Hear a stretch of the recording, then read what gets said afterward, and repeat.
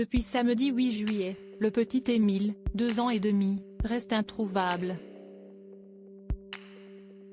Le jeune enfant a été vu pour la dernière fois dans le jardin de ses grands-parents, dans le hameau du Haut-Vernay, Alpes de Haute-Provence. Voilà donc 5 jours que l'enquête se poursuit, sans toutefois amener à une piste concrète. Et ce drame fait tristement écho à un autre, qui remonte à 34 ans.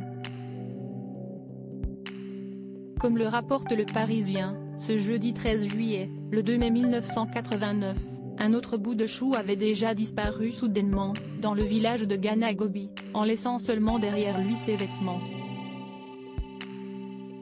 C'était alors à 63 km au sud-ouest du Vernay, et l'enfant se prénommait Yanis.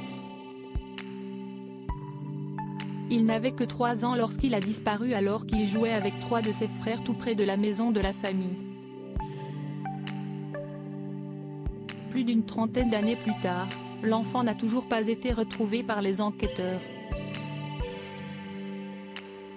Et cela a d'autant plus marqué que l'affaire n'a jamais pu être élucidée et surtout qu'il n'a jamais pu être déterminé s'il s'agissait d'une fugue, d'un enlèvement, ou même d'un meurtre.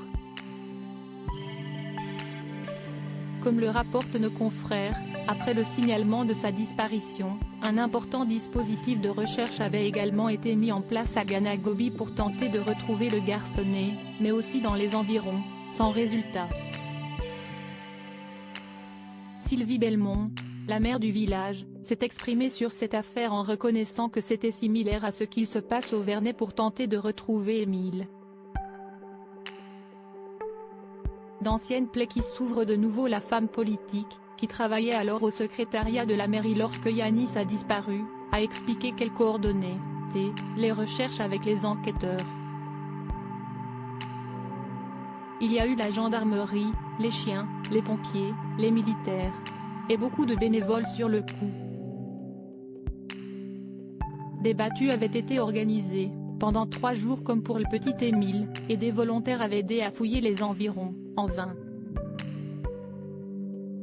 Il y avait une grande mobilisation, un grand élan de solidarité, a-t-elle indiqué.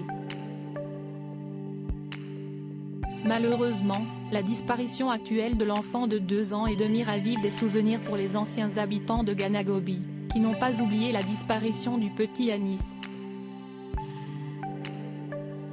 Quand j'ai vu une photo de militaires en rang en train d'avancer en ligne et de chercher, j'ai revu les images qu'on a connues à Ganagoby. J'ai écrit au maire du Vernay pour lui faire part de notre soutien moral, a déclaré Sylvie Belmont avec compassion.